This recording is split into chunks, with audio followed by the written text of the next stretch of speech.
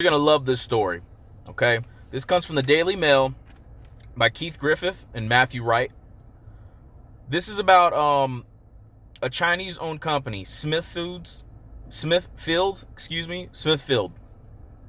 South Dakota, they had to shut down their plant. And the reason why is because they've become the biggest source of the infection itself. One of the single biggest sources of the infection of the coronavirus itself. Now, let me explain what I mean here. They have 3,700 workers there at this plant, okay? And they produce pork. 3,700 workers. 17% of its staff. 17% of its staff. All infected, tested positive with the coronavirus.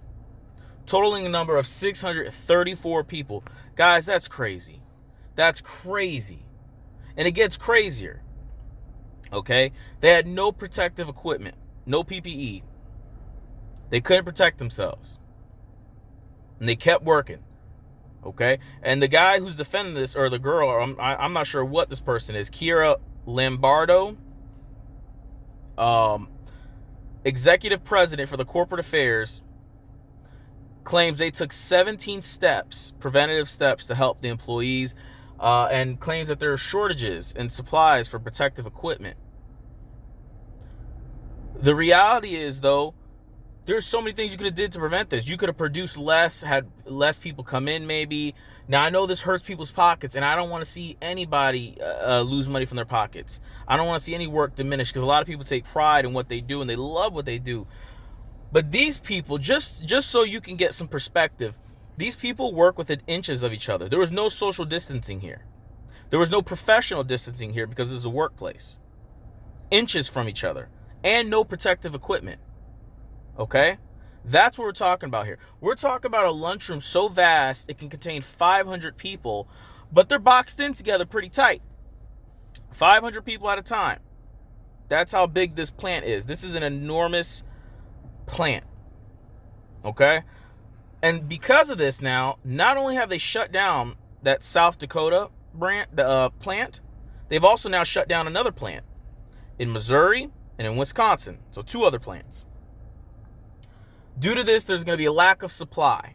When there's a lack of supply and our demand remains the same, and even more so now because people are grocery shopping a little bit more, doing Instacart, you see the price of this stuff go up, of pork go up.